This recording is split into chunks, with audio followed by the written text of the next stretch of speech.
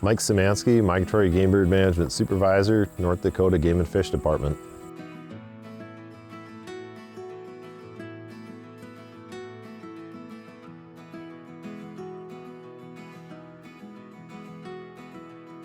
So we're in kind of a 2-year cycle now on our habitat conditions for breeding waterfowl in the state.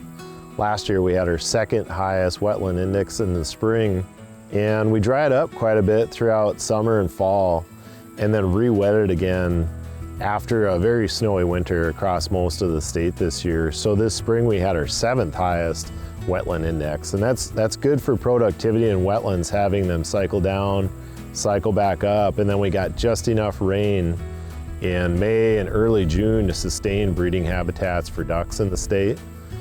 So our brood index this year was up 79% from what we observed last year. And it's interesting, it's kind of a mixed signal. Our brood size was down slightly, which is indicative of broods needing to move a little bit more over land between wetlands that were drying up, finding new wetlands to use. But we also saw mixed signals within the species where overwater nesters like diving ducks, canvasbacks, redheads, ruddy ducks, scaup did really quite well this year. In fact, we had record brood indices for most of those diving duck species. And that's a result of the carryover water in some of the wetlands that they use, very productive overwater nesting habitats. Our dabbling duck species also did pretty well. They had a good, strong showing. However, conditions have been pretty dry throughout most of Prairie Canada, so we're not expecting a very strong fall flight from those regions. North Dakota was kind of the high point this year for that Goldilocks mix of great wetland conditions throughout most of the breeding period and good breeding population estimates this spring. So strong numbers of ducks, great conditions in North Dakota. So we're gonna have a pretty good fall flight index. Our fall flight index from North Dakota is up about 23% from last year, and is comparable to some pretty good years like 1994 and 2020. So our brood index for species like mallards was a strong number. It was up quite a bit from last year. It is down a little bit from the time period when we had a lot of perennial nesting cover on the state, but it is a strong brood index.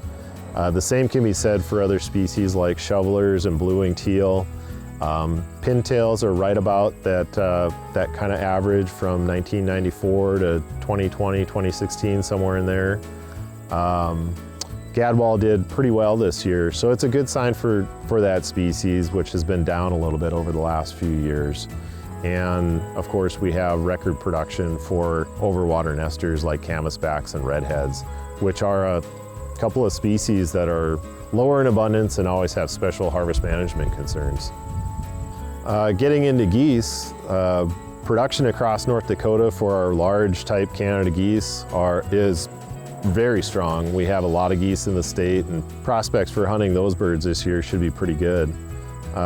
Getting into Arctic nesting geese, snow geese, small Canadas, white fronts, indications from folks around the Arctic are that we should have good to maybe even above average production for those birds. It was an early spring, so hunters can expect to see a decent number of young birds in that fall flight, which bodes well for hunting opportunities. So when hunters are out on the landscape, they always need to be aware of a few different things. Folks always need to be looking out for wet spots and in any off-trail travel they do waterfowl hunting, but at the same time also cognizant of fire risks, not parking in hot, dry cover where their vehicle could start a fire, and being careful with anything they do in those regards.